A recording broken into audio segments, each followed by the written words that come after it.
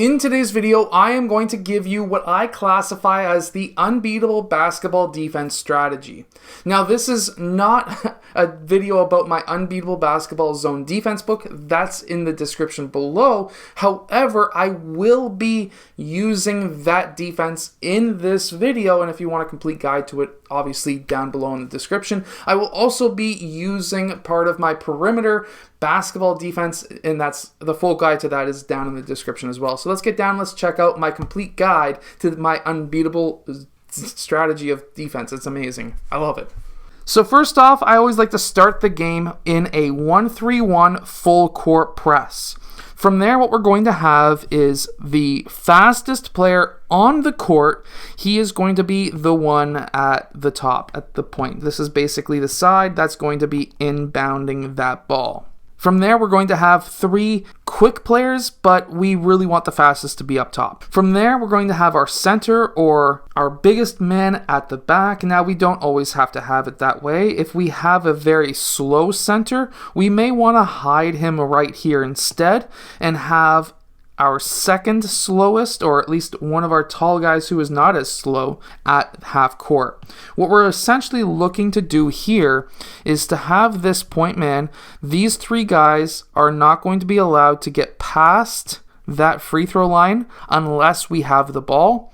And player 4, he's not going to be allowed to go past half again unless we have the ball. Now, most teams will usually set up in something similar to this, and what we would then see is, of course, player 1 popping down, or maybe across, whatever it may be. It doesn't really necessarily matter, and player 3 is going to pass player 2 that ball. Now, at this point in time, player 3 is going to run in, and this is kind of the basic of what pretty much 90% of teams are going to run as a press break, and we want player 1 not to totally guard player 2. What we want to see is to give them essentially a false sense of security where player 1 is going to cut off forward progression up this gap. Player 3 is going to be here. He's not going to go past that free throw line extended.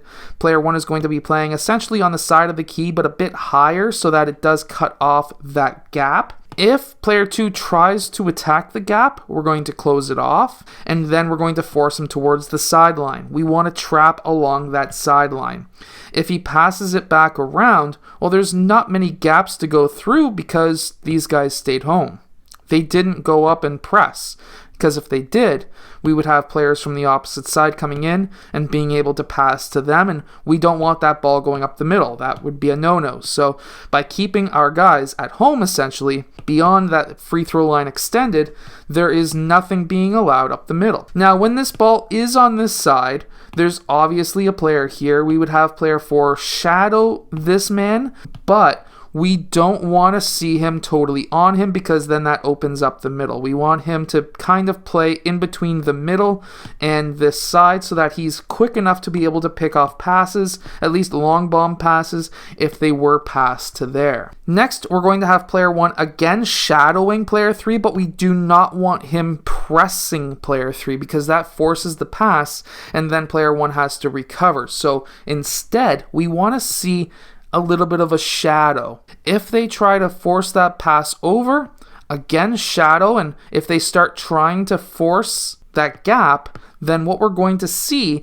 is, again, the ball is now on that side. Player 4 is going to start shadowing here, and player 3 may start lifting up just to cut off any passes that are going kind of long. And then from here, we're going to be essentially having player 5 maybe back up just a bit, just in case of any middle passes.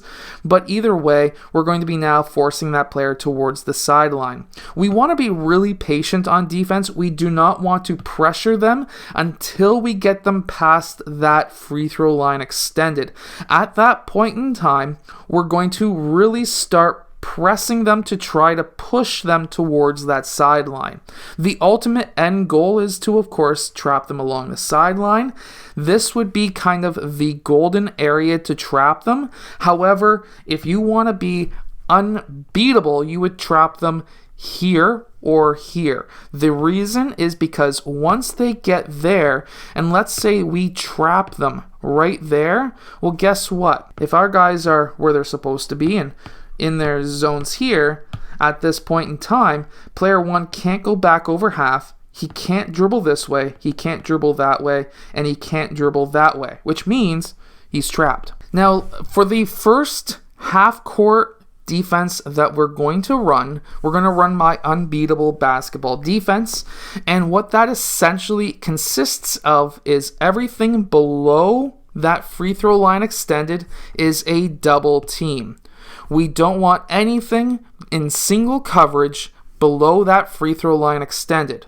I'm not going to be showing you this defense here in this video because, of course, I put a lot of work and effort and time into creating this defense that works, and you can grab it down in the description below. From there, what we would then run after about the halfway mark in each quarter, we would start like that. And then after that, we would switch over to a switch everything man-to-man or just a very tight man-to-man. And this is what I'm talking about. So let's say, just for argument's sake, we're playing against a 5-out offense. And from there, what we would see, and this is essentially a shell drill that you can run as well with your team, but what we would have is man on, so of course not letting that player breathe. Usually in a man-to-man, one pass away is one big step away, and then 2 passes away is usually 2 big steps away, which is near the edge of the key. However, I don't like to play like that. I want to have a very, very tight man-to-man. If the other team can shoot threes, that's when we would instead run my perimeter defense.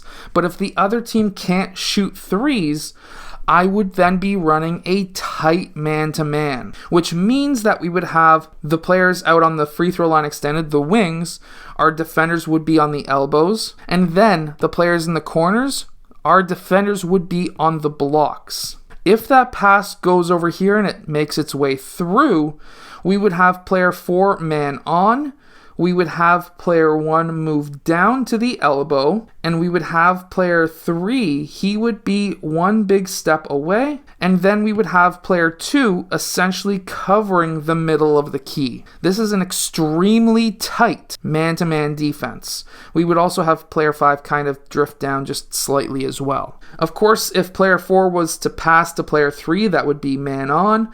And at that point, we would have player 2 move slightly even more past the rim. Even if player 4 was to cut towards the rim, it doesn't matter because player 4 is going to be on him like white on rice. If player 1 was to fill that spot, again, we would have him 1 pass away because it's in the corner. If player 5 was to move up, player 5 blue would then go towards that elbow. And if player 2 was to move up, once player 4 is finished cutting through, we would then have player 2 move up towards that elbow, and player 4 would be the one who is staying on this side of the backboard, essentially. And that is my tight man-to-man defense. Now, when I'm talking about a switch everything, this is kind of a small difference how I run it versus somebody like a Nick Nurse. If player 3 was to then use, let's say, player 1 as a screen as an example, we would then have player 1 switch, and if player 1 rolled towards the basket, player 3 would obviously go with him. Player 4 would stay there unless his man moved up, and if his man did move up, he would still stay in the key and then look to cut off wherever player 4 is going at that point in time.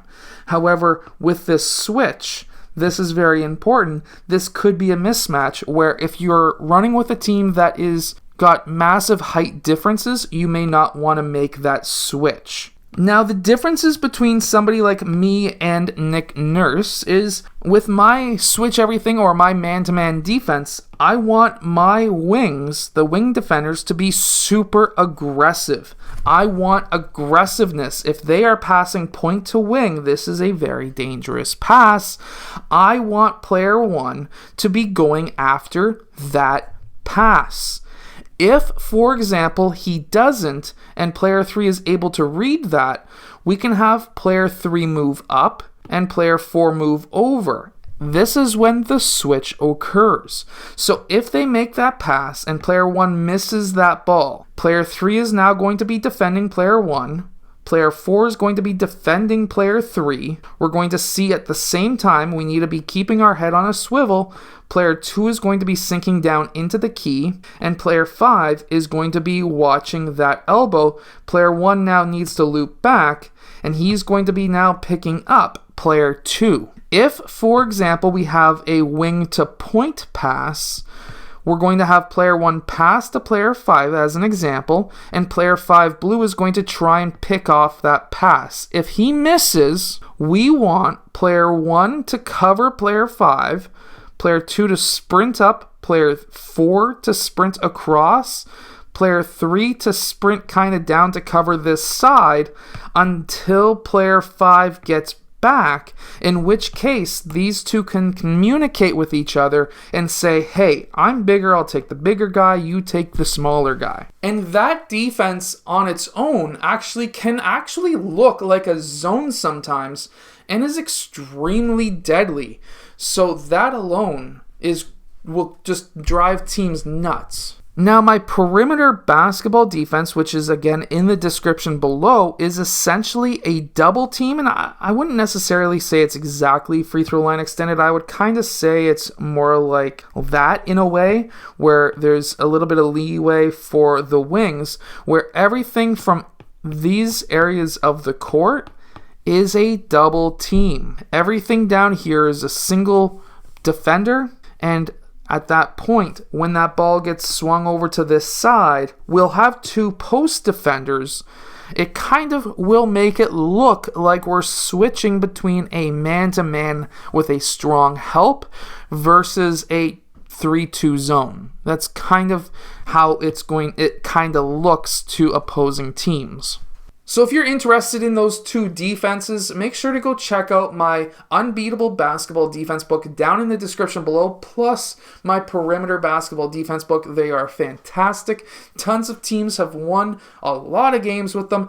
I'm running it this year with the teams that I'm running, so I hope that you've enjoyed today's video. I'll see you guys again next time.